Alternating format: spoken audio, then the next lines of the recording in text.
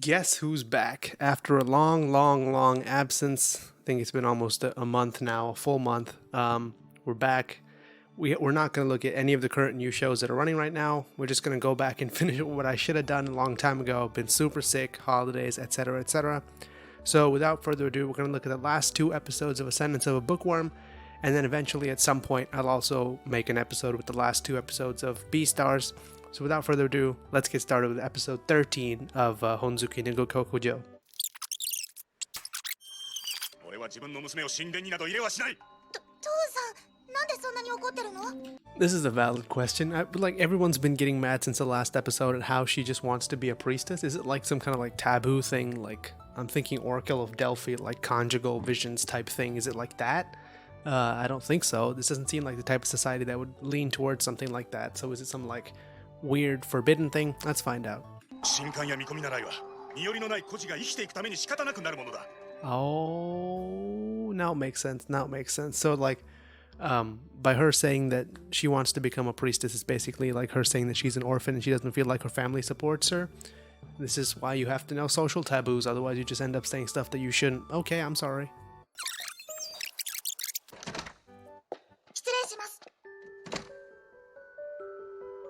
The mysterious blue-haired figure that we saw at the very beginning of the show. We finally get to find out who he is. Okay. He's gonna see something in mine and like tell her not to leave and like say you can still have ties with your family. I expect something like this to happen. 私、話が聞きたいんじゃなくて本が読みたいんです。 Cheeky mind, dude. She does this every time. She's like, how can I upend the hierarchy of this place even more? Let me learn how to read and then subsequently teach a guard about math that he should be doing by himself. Okay, now let me tell this priest how to read to him. Whatever. 農作物の収穫が減る。収穫量まで魔力で決まっちゃうんですか？ああ、 This is a whole lot of world building in not a lot of time. They're explaining a societal crisis that happened and how they use this grail to collect mana, to harvests. They could just collect her mana, I guess, is the point that they're trying to make. Okay. があるんですか？お前知らなかったのか？魔力がほとんどない平民の中に稀に魔力を多く持って生まれる子を見食いと。 They've already explained this. Kind of weird that they're explaining it again. Okay, let's just roll with it. I feel like since it's a double episode, they think that people are just going to watch it out of context, so they're just explaining everything from the beginning all over again. It's just kind of this thing that we have to live with, I guess. 私は助かる。同時に危険でもある。魔力も金も持つお前は。 But then he already knew about this. Like, mine didn't know about this because she just got baptized and went to the church and learned about this. He already knew about this because he's explaining it to her. Why didn't he propose this as a solution for, solving her devouring beforehand? I feel like we're getting some, it's not retconning, like we're putting in other story elements to fix a problem. We'll see eventually if it turns out for the better or worse. 利用し合える相手を探せ。周りをよく見て考えろ。生きるためにあがけ。 I did say that I wanted to see mine bring down the church or whatever, but this is not what I had in mind, especially because it seems like he knew about this already. Maybe he should have said oh, I was thinking about telling you this back before when you were sick, but I didn't want to, get you stuck in the church. Or if he'd even said that at the time, oh, there's a solution, but it's really bad or whatever. He didn't say anything. He's just bringing it up after the fact. But we'll roll with it. It's fine. そのいただきます。これから忙しくなるわ。試食会の日時が決まったらお知らせ。 Cake party. Cake party sounds amazing. Okay, mine cake party. I mean, this episode had lost me until just now when they said cake party, but I'm in now.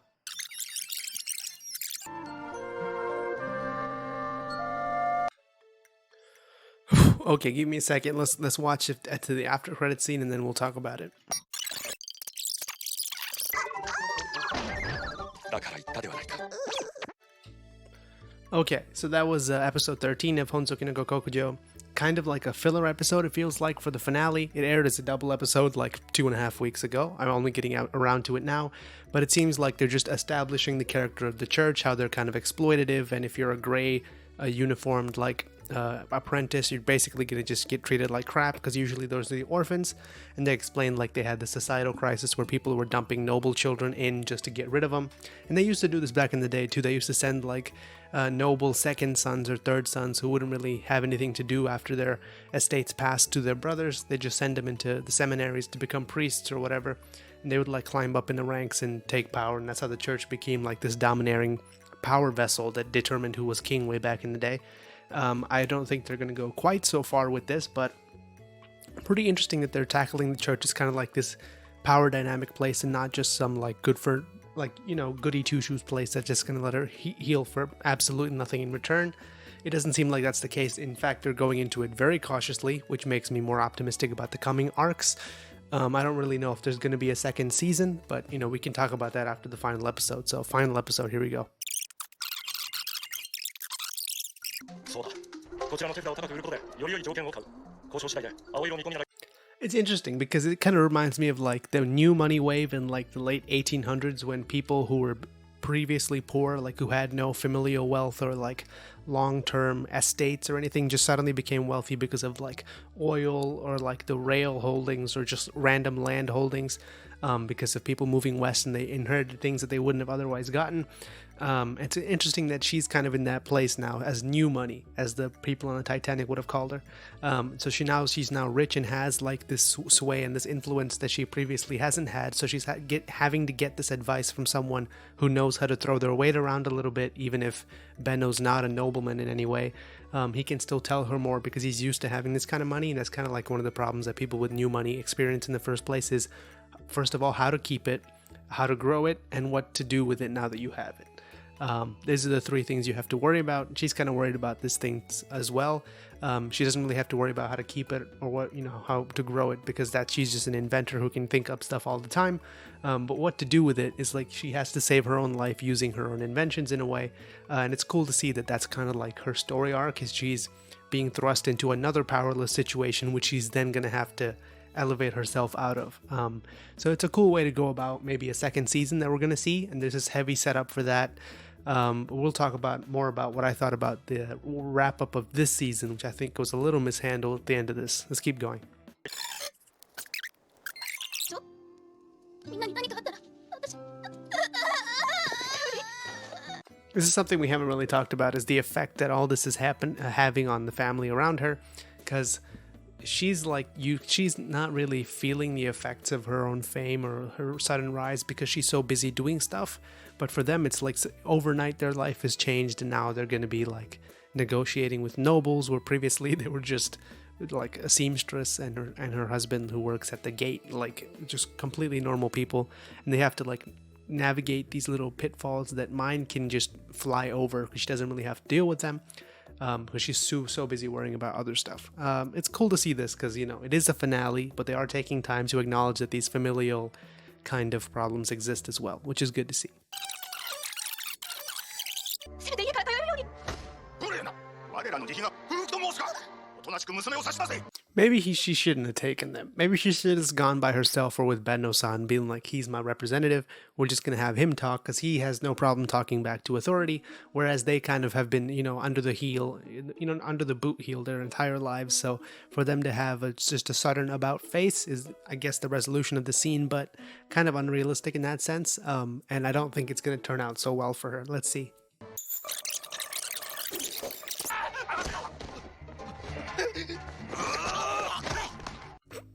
Well, that escalated quickly. Mine's like, oh, I'm just going to go negotiate so I can get a better standing. And he comes in and punches 3 people out. That flip when he switched from just being a kind of observant noble to being like completely just consumed by his power and aware of his status and willing to exploit all that to just use mine because he feels like she's not his equal and he can just do whatever he wants. That's like a super. If you've seen Parasite, that's like the ending of Parasite right there. The ending of Parasite was in the ending of this anime as well. I look forward to more and more media using this because I feel like that heel turn is the best heel turn you can get. Okay, let's keep going. まさか平民である君の親が貴族の命令を拒むとはマインは大事な娘だ何度も Wait, doesn't that mean he's complicit too? Because he brought them here expecting them not to disobey the nobleman's orders, so he was trying to exploit her too. You should give him a heart attack as well, just like a little small one, not like a big one, but like a little tiny one. 威圧というのですか。マインの目が虹色に光って体からもやもやとしたものが出ていたが。So she has the devouring, and she did the crushing. Is she gonna smash something next? Okay, and I'm loving this demon mind cartoonization, by the way. It's great. そうだったの？こんな奇妙な子、よくここまで育てたな。I've been thinking that from the very beginning. We've all been thinking that from the very beginning. Everyone has just kind of accepted that you're weird and kind of rolled with it, except Lutz, who's like figured it out that you're not really a person that you claim that you are. But everyone else is just like, she's our daughter, we'll deal with it, which I think is a remarkably accepting attitude for the 1500s or wherever they're at. 私は家族と一緒にいたかった。本を作りたかった。 I kind of wish they'd let that little pink-haired girl in on this deal. But like, hey, can she use the Grail too? Because she's gonna have to be married to some noble at the age of 7 or whatever. That's not cool, is it?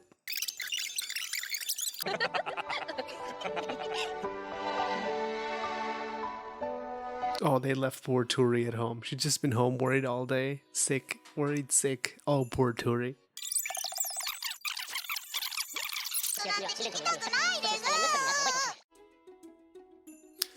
Okay, that was the last episode of Ascendance of a Bookworm Season 1. An interesting end to an interesting show, I think. Oops, wrong button. Interesting end to an interesting show, I think. What else can you say about it other than... I think this show is one of those rare examples where it world builds in a way that isn't like so in your face. There's no like exposition dumps. There were no big like grand proclamations about let me tell you the magic system now, and just explains it for like 42 minutes in a row. Not to say that that's necessarily a bad thing. Usually it has to do with how it's handled, but this show kind of avoided that by and large.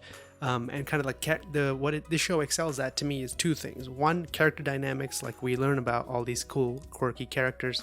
Not really cool or quirky. They're just her family, and they love her. That's the whole point of the show. She herself is quite cool and quirky. She just knows things that she shouldn't, and her and Lutz have this dynamic of like the straight man, the kind of like idealistic, head in the clouds artist type, which is a cool dynamic to see. And her and Turi are really nice to each other and stuff.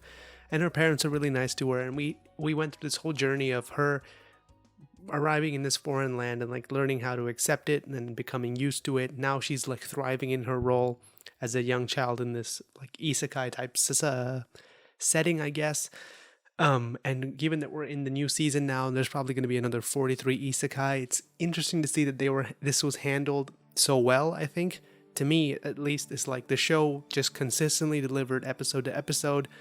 Some were slower than others, and I think that largely has to do with them wanting to get to a certain point by the end of the 14 episodes. I think if they'd stuck to 12, it would have been the exact right amount. We would have had like a couple fewer episodes. We could have sped things up a little bit. But other than that, I don't really have any complaints about the show. Looking forward, of course, to season 2. I wonder what they're going to do with it. It's been a fun ride, to say the least. We got to see all kinds of cool stuff, and I've talked about the show in a variety of different ways over the past 12 or 13 videos that I've made on this.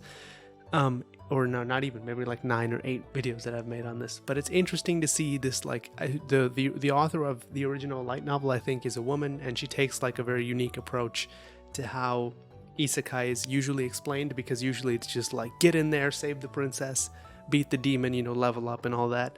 And this show is so much more about like how much a shampoo would go for in a world where no one knows about shampoo. And cool little details like that, I think, are what really make this show special. So if you haven't given the show a view yet, all 14 episodes are out now. It's on Crunchyroll, so there's nothing stopping you. As for me, we're going to look at the last 2 episodes of Beastars, that's for sure.